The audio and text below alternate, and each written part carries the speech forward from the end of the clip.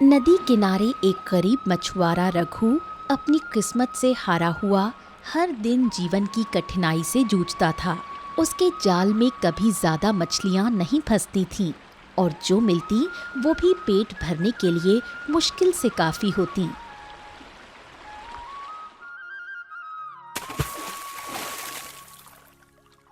अरे हे भगवान, हे भगवान, हे भगवान, कब तक ऐसे ही संघर्ष करना पड़ेगा? अरे कभी तो मेरी किस्मत बदलो। हाँ। कुछ देर बाद जाल अचानक भारी हो गया। रघु हैरानी से जाल खींचता हुआ बोला, अरे अरे रे रे रे रे रे, ये क्या? आज ससुरा जाल तो कुछ भारी लग रहा है। लगता है कुछ बड़ी मछली फंस गई है। वाह वाह वाह वाह, चलो खींचते हैं। जाल के अंदर सुनहरी मछली चमचमाती हुई नजर आने लगी। रघु की आंखों में हैरानी और उत्सुकता झलकने लगी। हे दयालु मछुआरे, मुझे छोड़ दो। मैं कोई साधारण मछली नहीं हूँ। अगर तुमने मुझे छोड़ दिया तो तुम्हारी ईमानदारी का फल तुम्हें मिलेगा। हाँ, मछली बोल रही है? ये कैसे हो सकता है? ये क्या है भाई?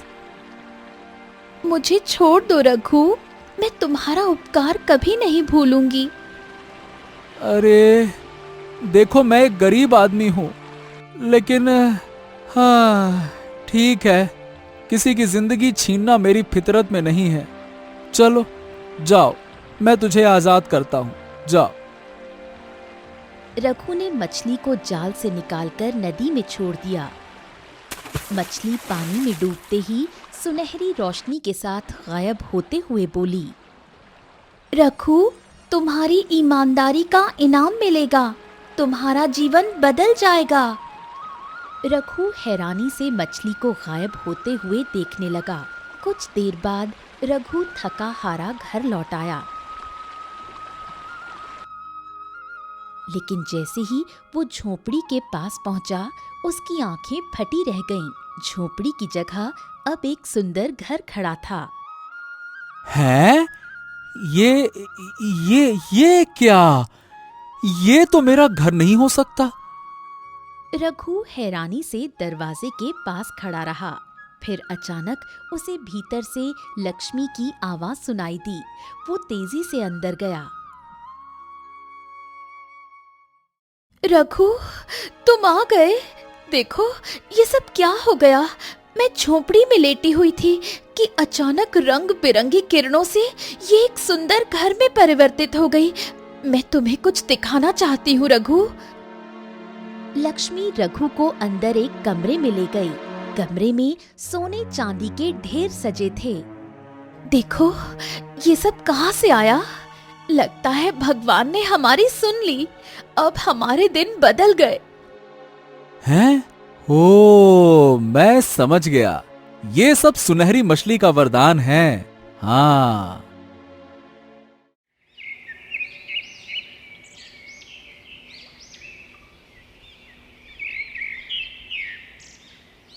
अब रघु बहुत अमीर हो गया, लेकिन रघु अपनी अमीरी का घमंड नहीं करता था। उसने गांव के गरीबों की मदद करना शुरू कर दिया। हर जरूरतमंद को खाना और कपड़े देने लगा। गांव के लोग उसकी तारीफ करने लगे। एक दिन रघु की पत्नी लक्ष्मी रघु से बोली, तुम बता रहे थे कि ये सब कुछ उस सुनहरी मछली के वरदान के कारण हुआ है। तुम्हें जाकर उस मछली का धन्यवाद करना चाहिए। तुम सही कह रही हो लक्ष्मी। मैं भी काफी दिनों से यही सोच रहा था कि आखिरकार धन्यवाद तो करना चाहिए। हाँ।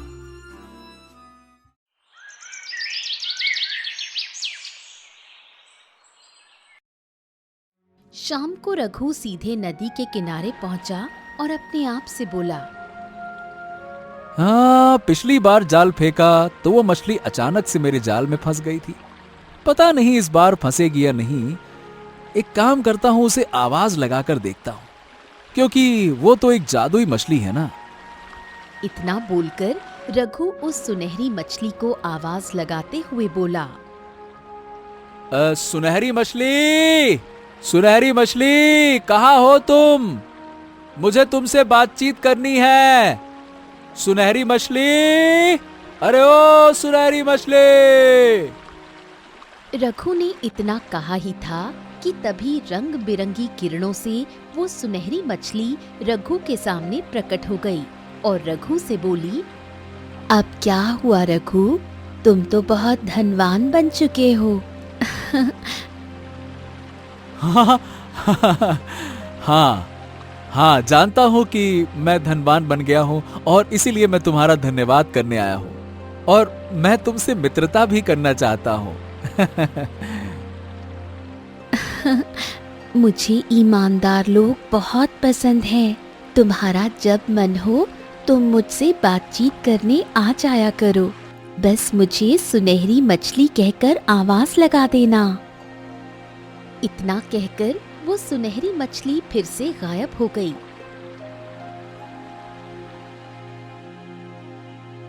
और रघु खुशी खुशी अपने घर चला आया।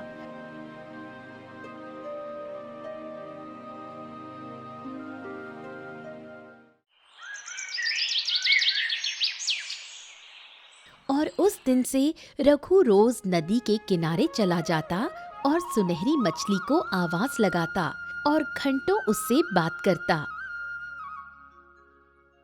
एक दिन गांव की चौपाल पर रघु की प्रशंसा हो रही थी। इत्तेफाक से धनराज वहां से गुजर रहा था। अरे वाह वाह वाह वाह वाह, भैया ये रघु तो अब गांव का मसीहा बन गया है। गरीबों की मदद करता है, हर किसी का ख्याल रखता है। हाँ भाई, भगवान भी सच्चे इंसान का साथ देते हैं। देखो कैसे उसकी किस्मत बदल गई।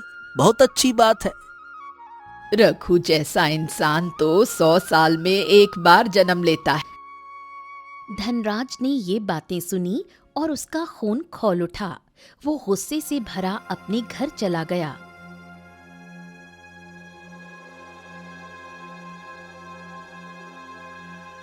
क्या हुआ?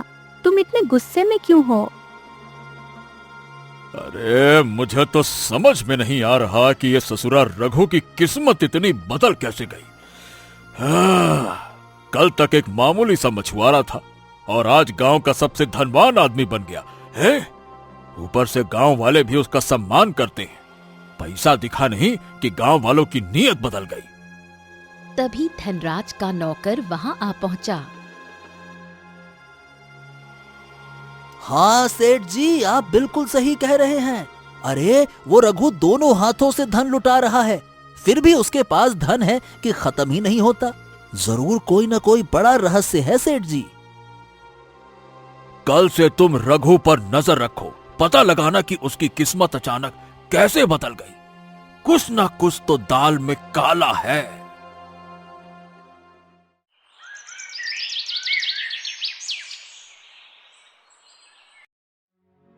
धनराज का नौकर अगले ही दिन से रघु पर नजर रखने लगा।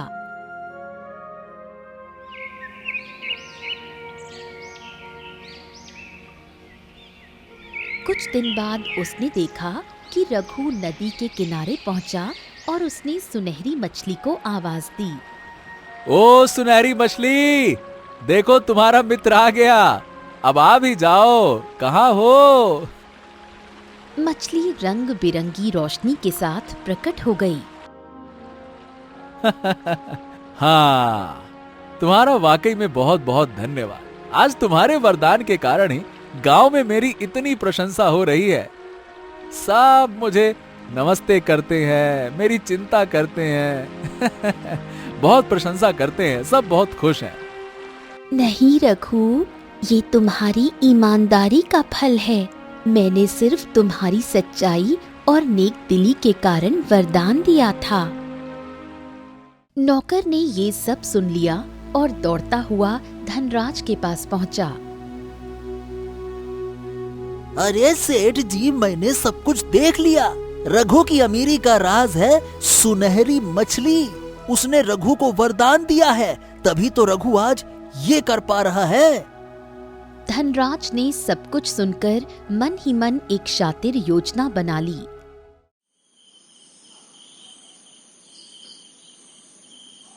धनराज रात के अंधेरे में चुपचाप नदी किनारे पहुंच गया और धीरे से नदी की ओर झुककर फुसफुसाते हुए बोला, ओ सुनहरी मछली, अरे बाहर आओ, मैं तुमसे कुछ मांगना चाहता हूँ। अरे सुनहरी मछली, अरे ओ सुनहरी मछली। कुछ पल बाद पानी में हलचल हुई और सुनहरी मछली रंग बिरंगे प्रकाश के साथ प्रकट हो गई। ये आवाज तो रघु की नहीं है।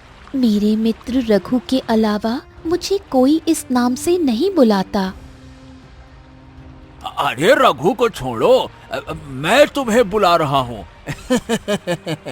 अरे मैं क्या कह रहा हूँ, मुझे भी वरदान चाहिए और मैंने सोच रखा है कि मुझे वरदान में क्या चाहिए। मुझे भी वरदान मिलेगा ना? तुम्हारे भीतर से लालच की बू आती है। मैं लालची लोगों को वरदान नहीं देती। धनराज का चेहरा उतर गया। उसने समझ लिया कि मछली सिर्फ ईमानदार लोगों को ही वरदान देती है, लेकिन तभी उसके दिमाग में एक शातिर योजना आ गई। अगर रघु को बेईमान साबित कर दूं, तो शायद ये मछली उससे वरदान वापस ले ले। फिर मैं मछली से वरदान पा सकता हूँ। हाँ।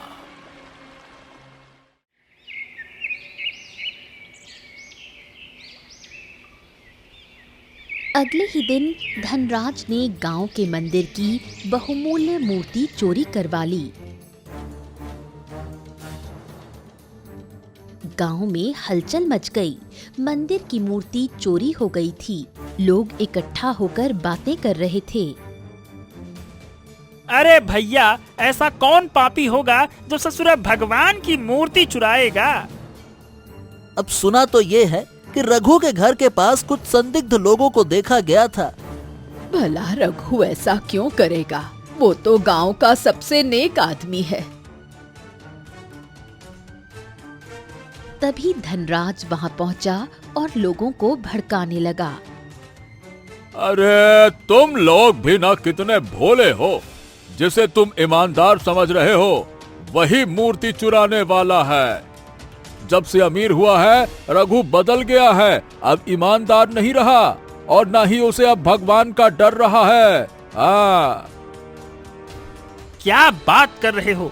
लेकिन रघु ऐसा क्यों करेगा? हैं? अरे धन की भूख इंसान को अंधा कर देती है। उसने इतना धन इकट्ठा कर लिया है कि अब भगवान की मूर्तियों पर भी हाथ साफ कर दिया उसने। उससे रहा नहीं गया। सही बताऊं तो मेरा मन विश्वास नहीं करता कि ऐसा कुछ हुआ है। अरे नहीं करता? क्यों नहीं करता? तो फिर एक काम करो, एक बार रघु के घर की तलाशी ले लो। दूध का दूध और पानी का पानी हो जाएगा। हाँ हाँ, ये कही ना धनराज भैया ने पते की बात। बिल्कुल सही बात है।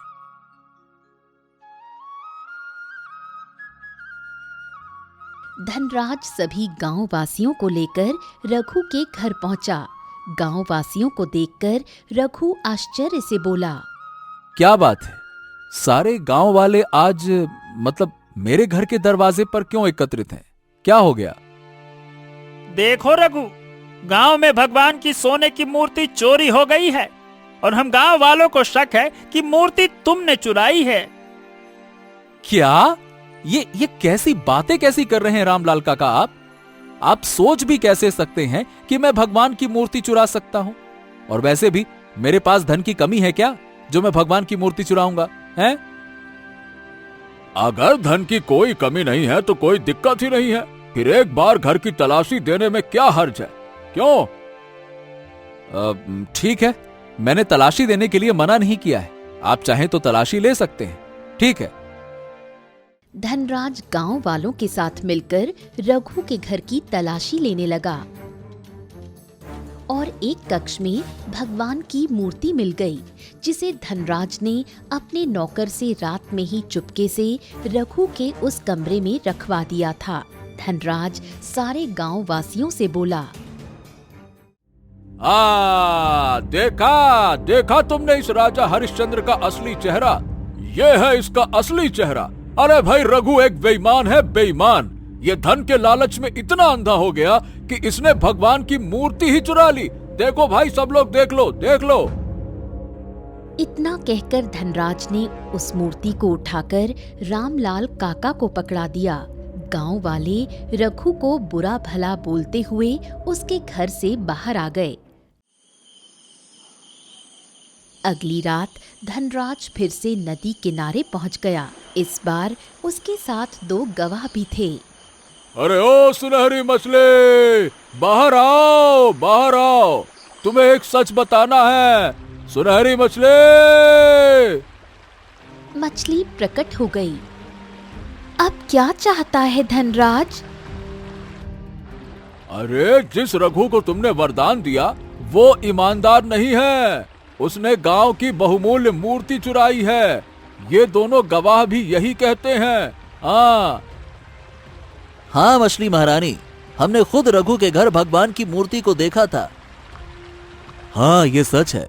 जब हमने रघु के घर पर मूर्ति देखा तब हमें खुद विश्वास नहीं हुआ था कि रघु चोर हो सकता है, परंतु यही सत्य है मछली रानी। रघु अच्छाई का नकाब पहने रखता है, परंतु अंदर से वो एक लालची और बेईमान व्यक्ति है। तभी रघु को गांव के लोग जबरदस्ती पकड़कर नदी किनारे ले आए। रघु के चेहरे पर बेबसी साफ झलक रही थी। ये भी धनराज की एक योजना थी। धनराज ने गांव वासियों को जादुई सुनहरी मछली के बारे में सब कुछ बता दिया था। सुनहरी जादुई मछली रघु की ओर देखकर बोली, क्या गांव वासी सच बोल रहे हैं? नहीं नहीं मेरी मित्र सुनहरी मछली, ये सब झूठ बोल रहे हैं। मैंने कुछ भी नहीं किया। मैं ऐसा पाप कभी नहीं कर सकता।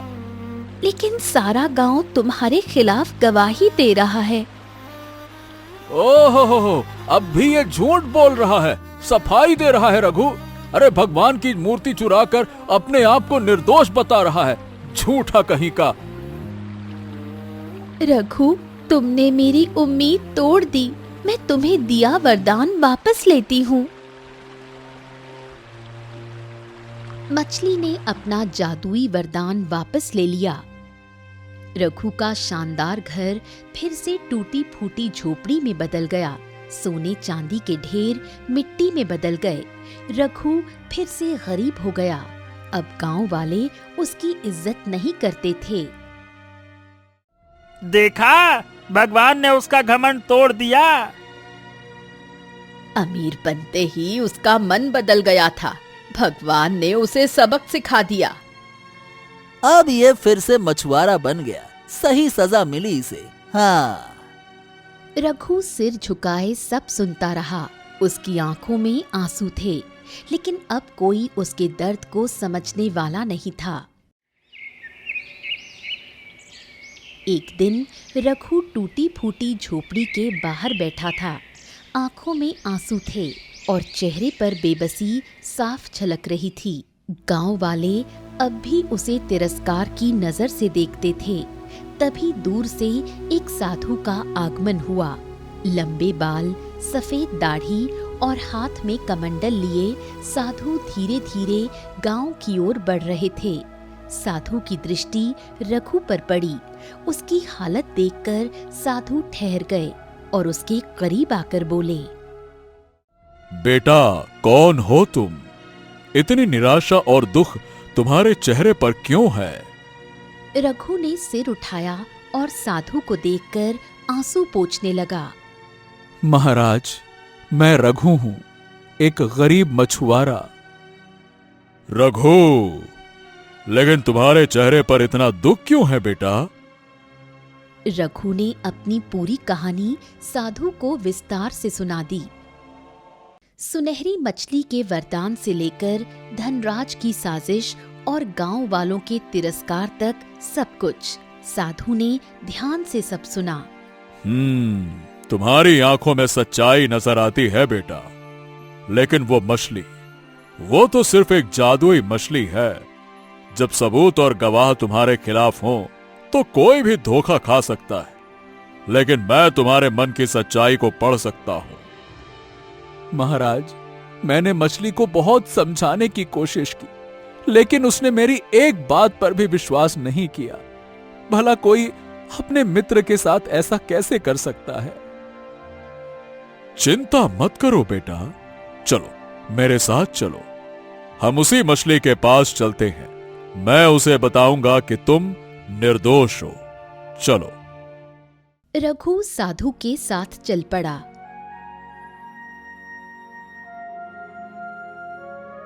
दोनों नदी किनारे पहुंचे। साधु ने नदी के पास जाकर आंखें बंद की और कुछ मंत्र बुदबुदाए। पानी में हलचल हुई और सुनहरी मछली प्रकट हो गई। इस रघु को पहचानती हो ना? यही तुम्हारा वही मित्र है जिसे तुमने वरदान दिया था, है ना? हाँ, लेकिन इसने गांव की मूर्ति चुराई थी। तुमसे भूल हुई है मछली। रघु निर्दोष है। तुमने झूठे सबूतों और झूठी गवाही पर विश्वास कर लिया। मछली कुछ देर सोचते हुए बोली, ठीक है साधु महाराज, रघु को 2 परीक्षाएं देनी होंगी। अगर वो 2 परीक्षाएं आसानी से पार कर लेता है तो मैं दोषियों को सजा दूंगी और रघु को उसका वरदान लौटा दूंगी। साथ ही उसे देश का एक अनमोल खजाना भी दूंगी। मुझे मंजूर है मछली, मैं अपनी सच्चाई साबित करूंगा। पहली परीक्षा में रघु को गांव वालों के तानों को नजरअंदाज करके गरीबों की सेवा फिर से करनी होगी, बिना किसी लालच के। दूसरी परीक्षा में उसे अपनी झोपड़ी में एक रात भूखा रहकर बितानी होगी और किसी को भी बिना जल या भोजन दिए नहीं जाने देना होगा।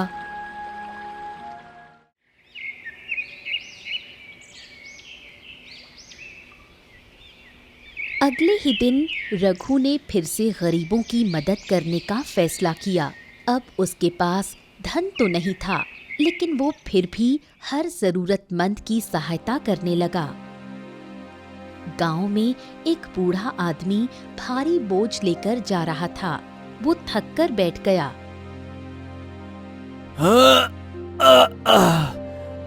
अरे बाप रे, अब ये बोझ तो मुझसे नहीं उठाया जा रहा।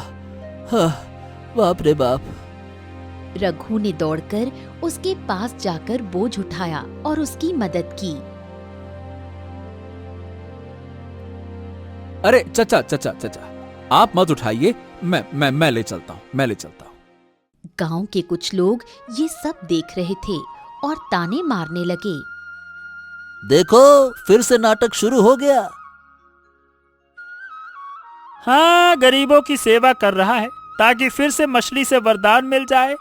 चालबाज, धोखेबाज कहीं का। अब तो भीख मांगने की नौबत आ गई है। रघु ने किसी की बात पर ध्यान नहीं दिया और गरीबों की सेवा जारी रखी।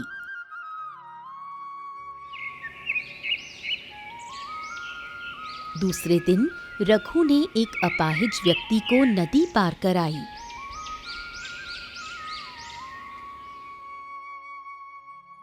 रघु बेटा, भगवान तुम्हारा भला करे। तुमने मेरी इतनी मदद की, मेरे बस का तो ये नहीं था। बहुत बहुत धन्यवाद बेटा, धन्यवाद। ये तो मेरा फर्ज था चाचा। रघु दिन रात बिना थके लोगों की सेवा करता रहा। उसने बिना किसी लालच के पहली परीक्षा पूरी कर ली। दूसरी परीक्षा में रघु को अपनी झोपड़ी में एक रात भूखा रहकर बितानी थी और किसी को भी बिना जल या भोजन दिए नहीं जाने देना था। रात के समय रघु की झोपड़ी में केवल एक मिट्टी का दिया जल रहा था। हाँ, मुझे भूखा रहकर ये रात बितानी होगी, लेकिन अगर कोई जरूरतमंद आया तो उसे बिना भोजन दिए नहीं जाने देना है।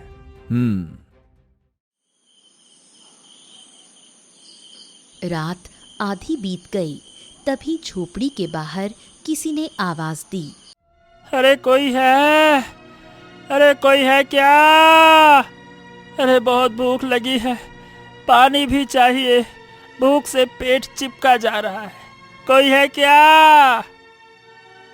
रघु ने झोपड़ी का दरवाजा खोला। सामने एक बूढ़ा व्यक्ति खड़ा था जिसकी हालत बहुत खराब थी। आइए आइए आइए बाबा, अंदर आइए, आइए आइए। रघु ने अपना बचा हुआ भोजन उस व्यक्ति को दे दिया और खुद भूखा रहा। भगवान तुम्हारा भला करे बेटा, तुमने आज मेरी जान बचा ली है, बहुत बहुत धन्यवाद, बहुत बहुत धन्यवाद। रघु मुस्कुरा दिया और भूखा रहकर रात बिताई। उसने दूसरी परीक्षा भी पूरी कर ली।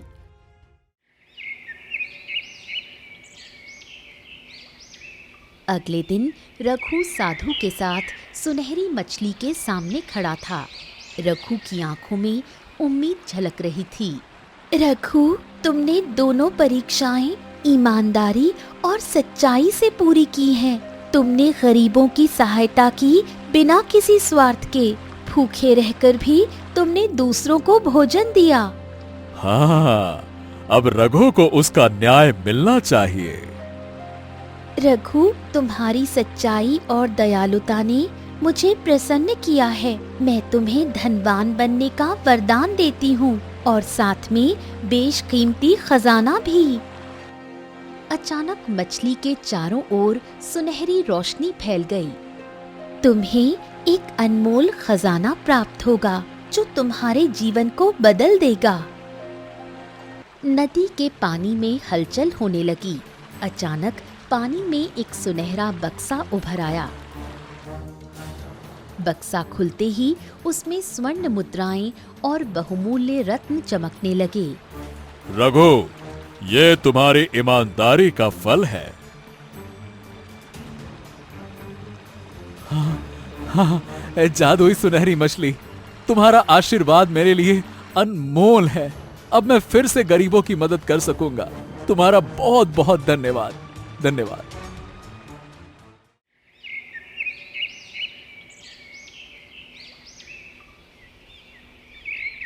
उस दिन के बाद रघु फिर से संपन्न हो गया और फिर से गरीबों की सहायता करने लगा। रघु ने फिर से गरीबों की मदद करना शुरू कर दी है। देखो, वो पहले से भी अधिक धनवान हो चुका है और अब उसका घर किसी राजा के महल की तरह बना हुआ है। तभी साधु गांव में प्रवेश कर गया। गांव वालों सुनो, रघु पर जो आरोप लगे थे वो झूठे थे।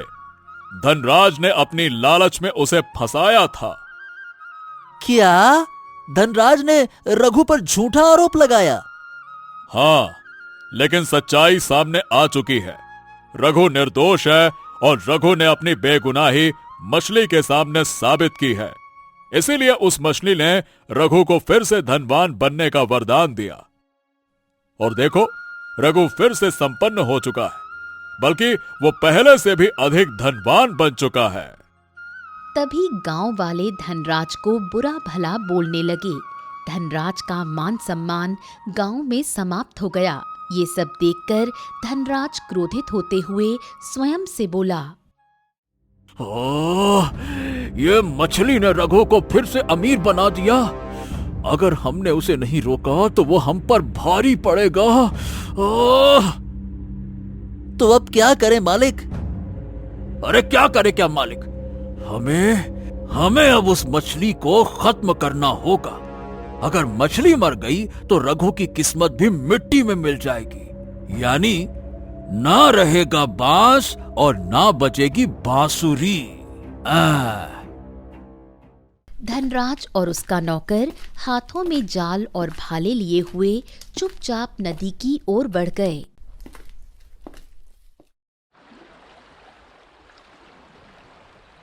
अब ये मछली नहीं बचेगी। जैसे ही उन दोनों ने मछली को पकड़ने के लिए जाल फेंका, तभी नदी में तूफान उठा। पानी में हलचल बढ़ गई और मछली की आवाज चारों ओर गूंजने लगी। धनराज, तुम्हारे लालच ने तुम्हें अंधा कर दिया है। अब तुम्हारे पापों का अंत समय आ गया है। आसमान में बिजली कड़कने लगी। धनराज और उसका नौकर जमीन पर गिर पड़े। हाँ? नहीं नहीं नहीं नहीं नहीं नहीं नहीं नहीं नहीं, मुझे माफ कर दो, मुझे माफ कर दो, मुझे माफ कर दो।